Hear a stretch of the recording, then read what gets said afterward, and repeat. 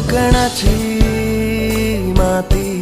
हळवी गोड नाती सौंदर्याचा तो खजिना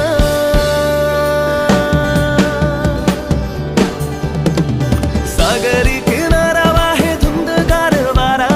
लाल परीचा तो असा प्रवास होणारा आपलीच माणस असा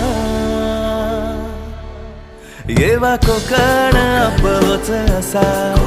येवा कोकण आपलोच असा येवा कोकण आपलोच असा